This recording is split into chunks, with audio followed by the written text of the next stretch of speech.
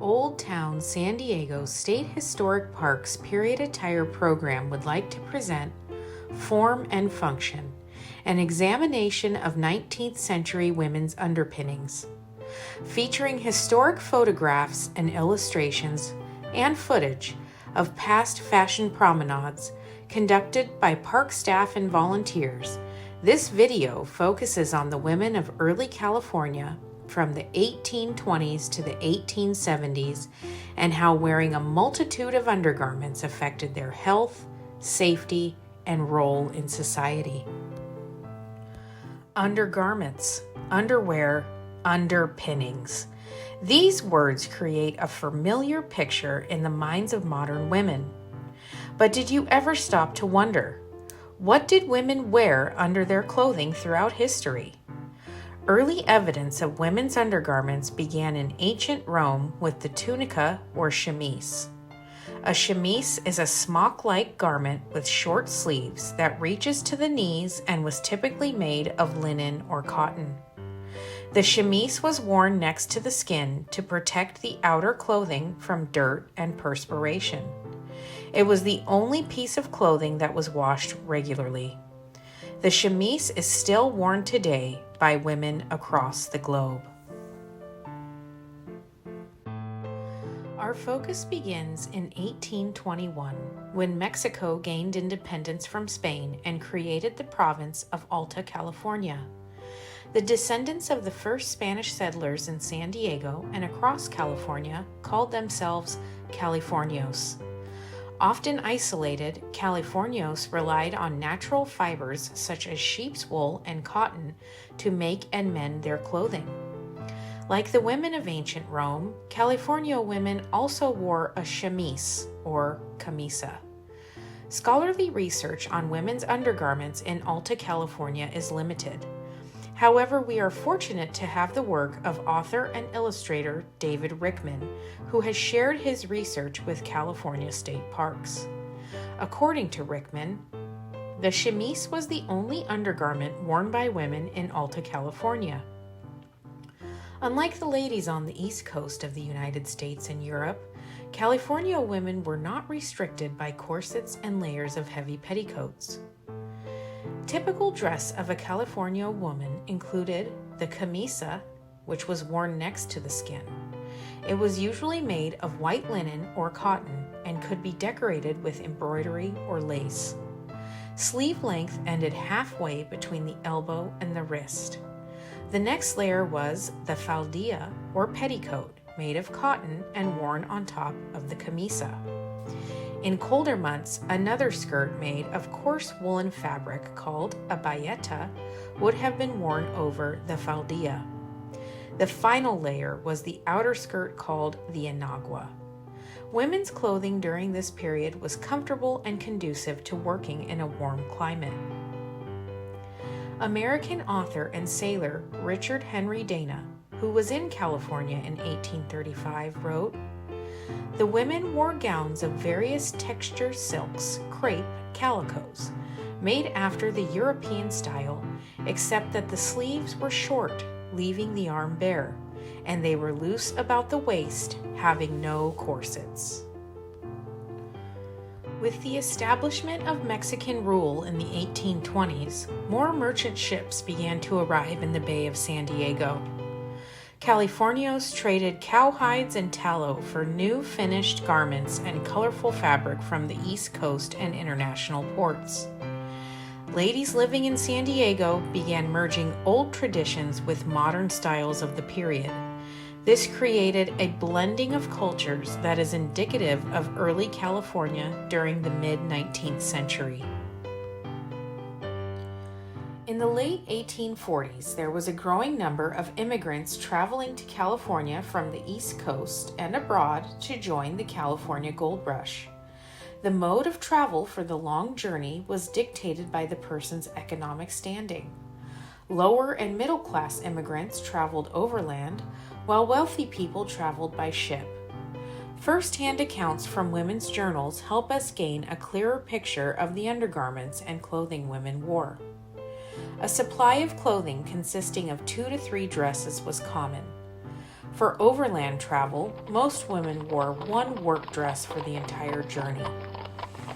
Women were not able to wash their dresses regularly and mended clothing only as needed. If the woman traveled by ship, she enjoyed a more comfortable trip and was able to bring a larger wardrobe to begin life out west. A woman's clothing and undergarments were also dictated by her economic standing.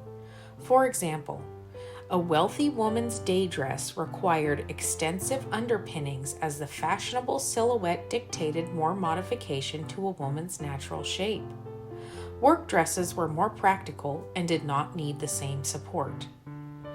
Women's underpinnings on the East Coast supported an ideal silhouette that evolved with the changing fashion of the period. Women who moved west attempted to retain this style, however, many found it was difficult given the lack of material and supplies. Women's fashion in the 1800s went through many changes. There was an expectation for women and girls to conform to social norms. Ladies were expected to conduct themselves in a graceful and feminine yet obedient manner. A large piece of this was the way they dressed. We begin the century with the Regency era's tubular shape that evolved into an hourglass silhouette by the 1860s and back to a cylindrical form by the 1880s. Fashionable dress focused on a silhouette that was not patterned after the natural shape of a woman. A range of undergarments including a chemise, drawers, petticoats, corset, hoop, and by the end of the century, a bustle, supported a structure that many would view as artificial. The fashionable woman reshaped her body not with diet and exercise, but with many layers of undergarments. Now that we have a bit of historical context behind us, we will begin our conversation about what women were wearing under their clothes and how it affected their lives. One may wonder how underwear could have such a great influence over women.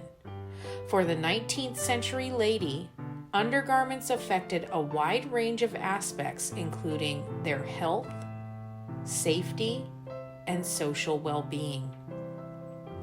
We began our presentation with the earliest form of women's underclothing, the chemise.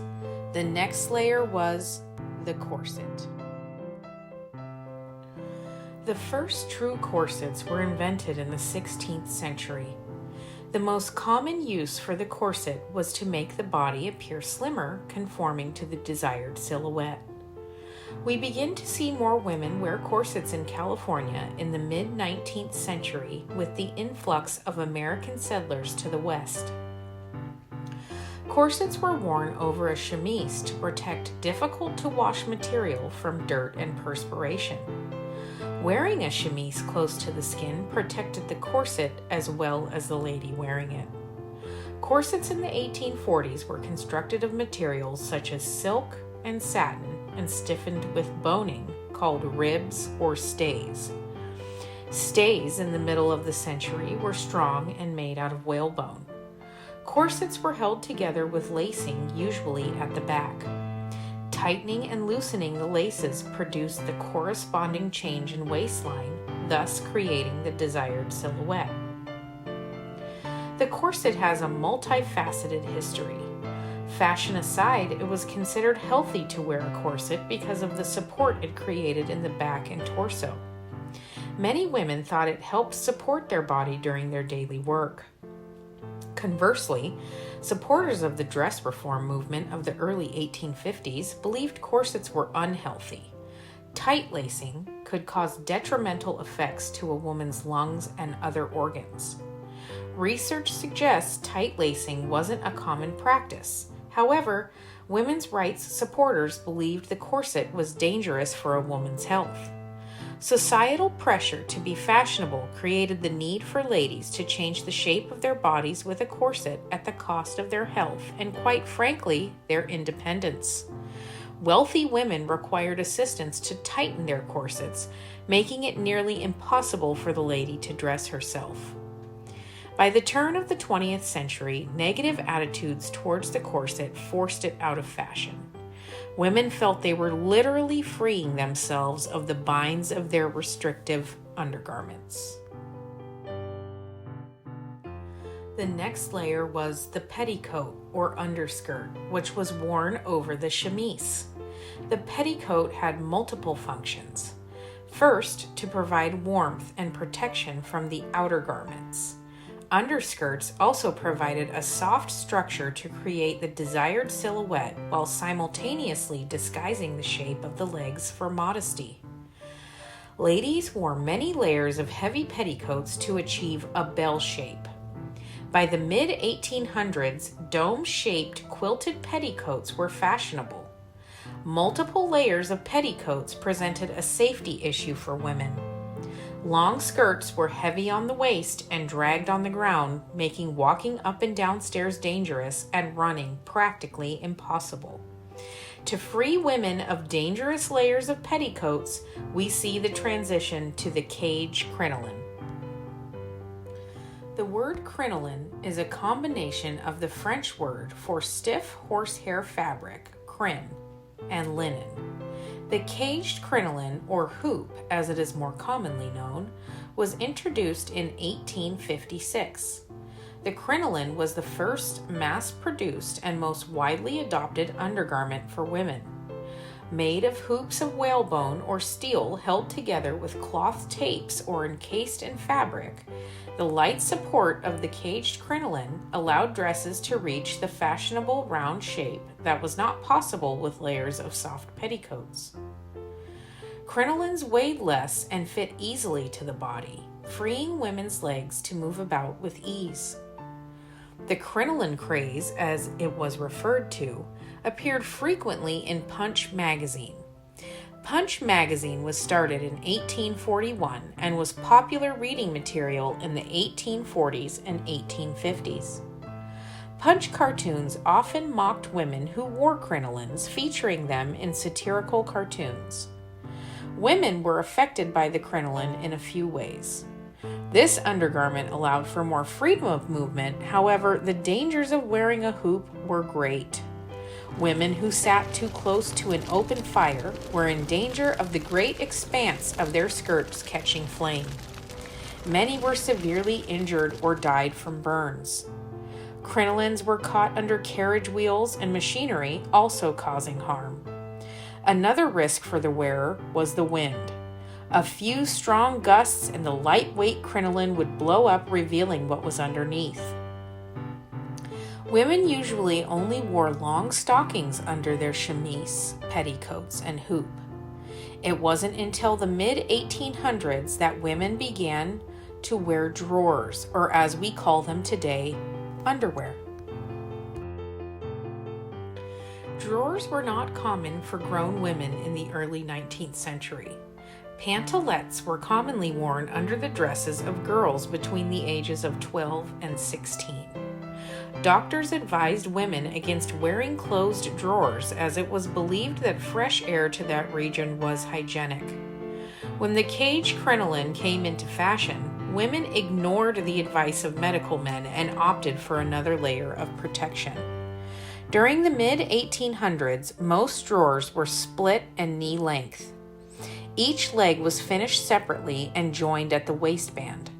They were usually white and made of linen or cotton, featuring decoration at the bottom. Many women in California were accustomed to living and working on farms and ranches, and were already wearing trousers with drawers underneath. Around this time, the dress reform movement influenced women to try wearing the bloomer outfit made popular by New York-born women's rights activist Amelia Bloomer. The bloomer outfit consisted of a pair of trousers and a short tunic on top. Women who made the overland trip to California were said to have worn the bloomer outfit as it was much more convenient to travel in, shedding the multitude of undergarments required for wearing fashionable dresses. With the approach of the second half of the 19th century, the fashionable silhouette began to change once again. The cage crinoline was modified to become flatter in the front and more emphasized in the back. Designs focused on the gathering of material behind the waist to create a modified crinoline known as the crinolette. From the crinolette, we see the transition to the bustle that was first patented in 1857. The popularity of the crinoline prevented the bustle from taking off until the late 1860s. The bustle was a padded undergarment that added fullness and support to the back of the dress. It followed the decline of the crinoline, and by the early 1870s, the bustle became a separate garment that was situated over the posterior and tied around the waist. Bustles were constructed of metal and mesh tape. The first versions were worn low, producing a flowing train. Bustles were heavy and awkwardly balanced, making it hard to sit comfortably in a chair. As the century came to a close, women's underpinnings reached new heights with the S-shaped corset and bustle, maintaining the continued pressure on women to achieve the fashionable yet unnatural silhouette. It wasn't until 1915 that women finally shed multi-layer underpinnings and a new phase in women's fashion began. We hope you have enjoyed this brief history of how women's underpinnings evolved over a 50-year period during the 19th century. Old Town San Diego State Historic Park tries to preserve 19th century San Diego culture by presenting regular living history activities in accurate reproduction period attire. In addition to wearing period clothing on a regular basis, we are also furthering our commitment to this effort by hosting events such as the 19th century fashion promenades you saw clips of in this video. Staff and volunteers wear 19th century period clothing representing the park's interpretive period of 1821 to 1872. As visitors observe the styles of the time in action and listen to an informative narration. This free public event is held in one of the large museums within the park.